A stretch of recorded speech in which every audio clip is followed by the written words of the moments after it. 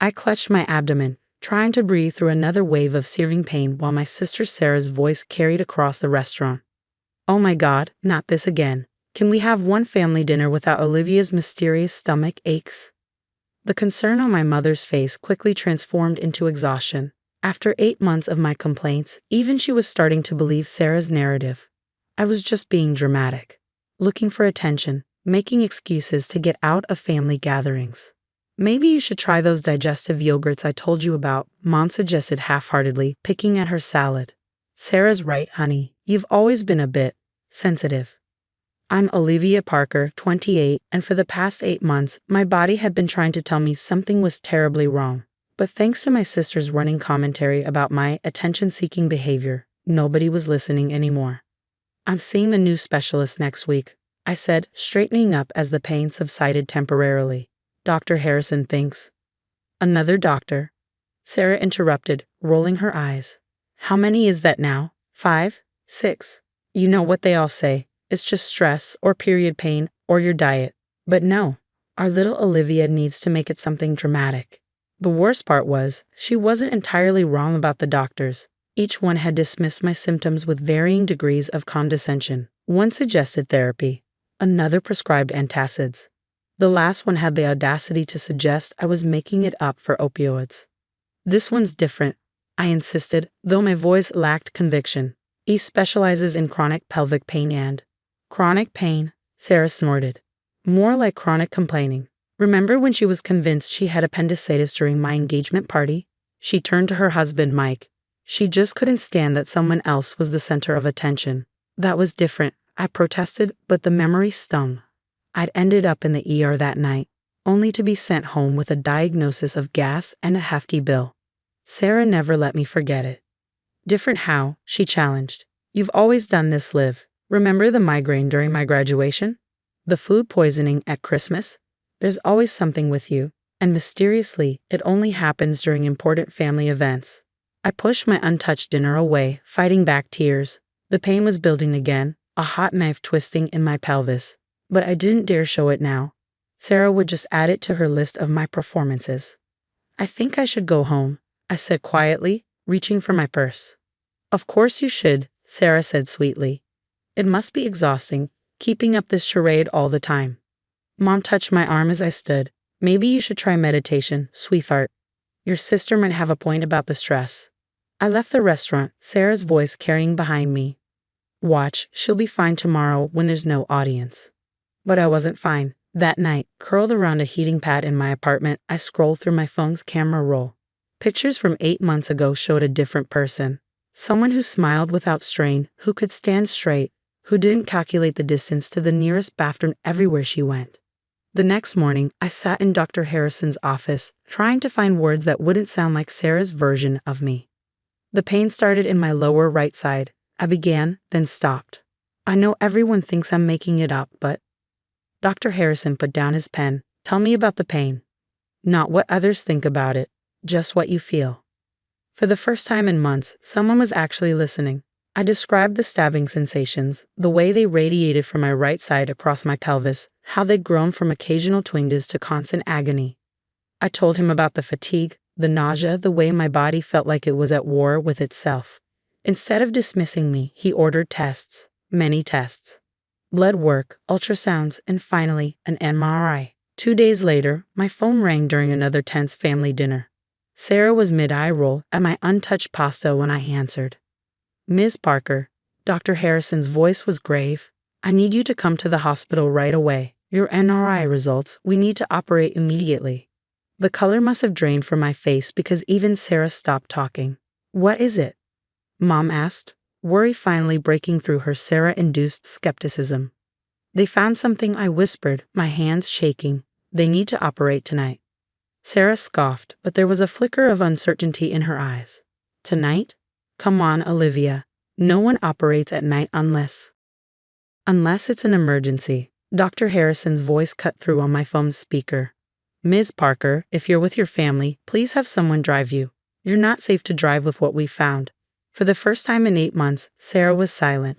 She had no idea that what the surgeons would find would change everything. Not just about my health, but about our family dynamic forever. The hospital corridor buzzed with urgent activity as Dr. Harrison reviewed my MRI scans. Sarah sat in the corner, still maintaining her skeptical expression, while Mom clutched my hand. The images on the screen looked like abstract art to me, but the doctor's finger traced something ominous. This mass here, he pointed, is approximately 15 centimeters. It's wrapped around your right ovary and appears to be pressing against several major blood vessels. The situation is critical. Sarah stood up, her certainty finally wavering. 15 centimeters? That's impossible. She would have known sooner. A doctor would have felt that during an exam. Dr. Harrison's expression hardened. Unfortunately, this type of growth can be missed during routine examinations, especially when patients' pain complaints are dismissed as psychological or attention-seeking behavior.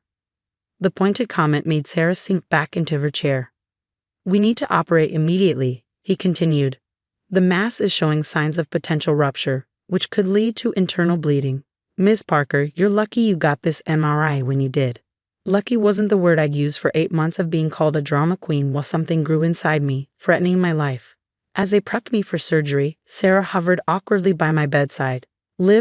She started, but a nurse interrupted, asking her to step out. The last thing I remembered before the anesthesia took hold was Sarah's face, stripped of its usual condescension, finally showing real fear. I woke up hours later to urgent whispers outside my recovery room. Through the haze of post-surgical medication, I heard Dr. Harrison's voice. The mass was larger than we anticipated. It had wrapped around her appendix and right fallopian tube. The pain she described, it wasn't psychosomatic. She was experiencing severe tissue death. But how did other doctors miss this? Mom's voice cracked. Because they weren't looking, he replied firmly.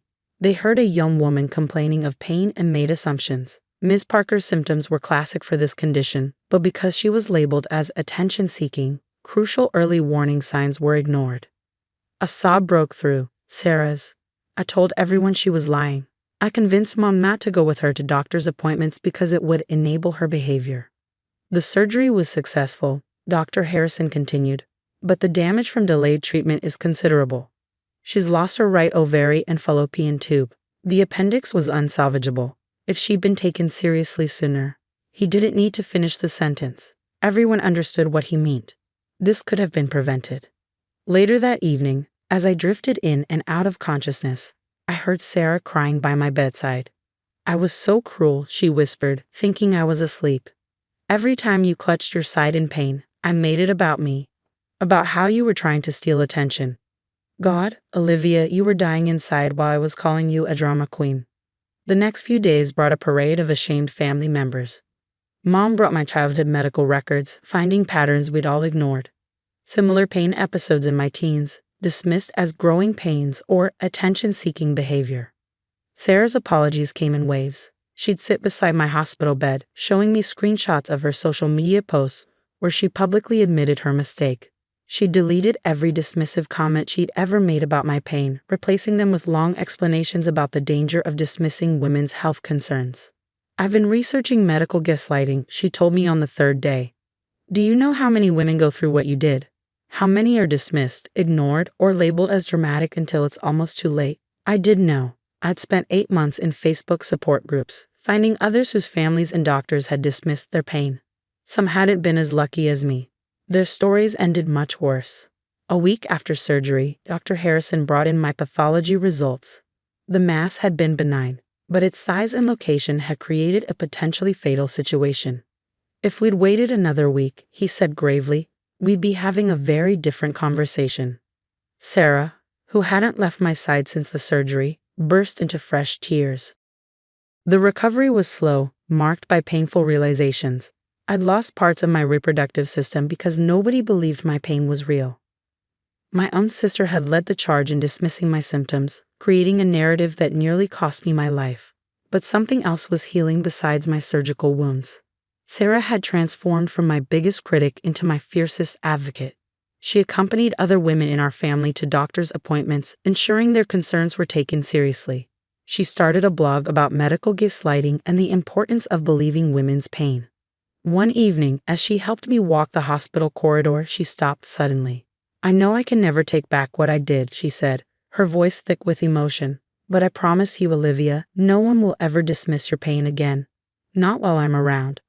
I squeezed her hand, feeling the weight of everything we'd been through. The surgery had removed more than just a mass. It had cut away years of doubt, dismissal, and damaged trust. What was growing in its place was something unexpected, a sister who finally believed me. 6 months after the surgery, I stood at a podium, facing a room full of medical students. Sarah sat in the front row, nodding encouragingly as I shared my story. What had started as her attempt at redemption, organizing a seminar on medical gaslighting, had turned into something much bigger. For 8 months, I began my voice steady. I was told my pain was in my head, that I was seeking attention, that I was being dramatic. I clicked to the next slide, my MRI image. This is what was actually happening inside my body while I was being dismissed. The auditorium fell silent. These future doctors stared at the massive mass that had nearly killed me, while I'd been prescribed antacids and therapy. My sister Sarah, I gestured to her, has asked me to be completely honest about her role in this story. She was my biggest doubter, and now she's my strongest advocate. Because this isn't just about medical oversight.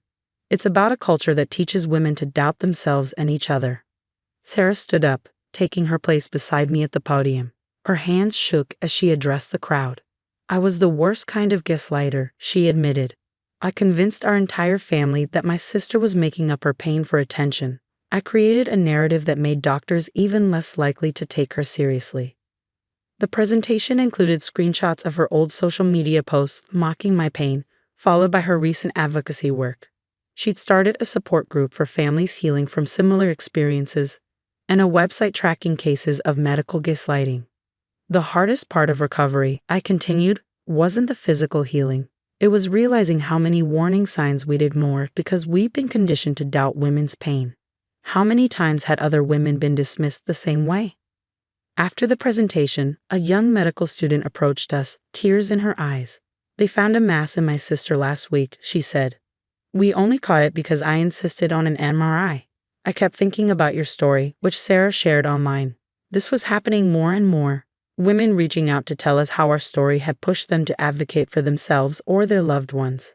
Sarah's guilt had transformed into purpose, and my trauma had become a tool for change. At home, my recovery continued. The physical scars were healing, but the emotional landscape of our family had permanently shifted. Mom had become almost hypervigilant about everyone's health complaints, while Dad had quietly scheduled his first physical in a decade. Sarah and I were rebuilding too. Every Thursday, she'd come over with takeout, and we'd work on updating the website, adding new resources and sharing more stories from our growing community of survivors. I found another case, she said one evening, passing me her laptop. A woman in Ohio, 3 years of being told it was anxiety before they found tumors in her liver. I read the story, recognizing the familiar pattern. Have you contacted her? Sarah nodded. She's joining our support group next week. Her sister reached out too, said she feels guilty for not believing her. The support group had become a safe space for both survivors and their families. Women shared their stories of being dismissed, while family members worked through their guilt and learned to become better advocates. You know what still haunts me? Sarah said, setting down her fork.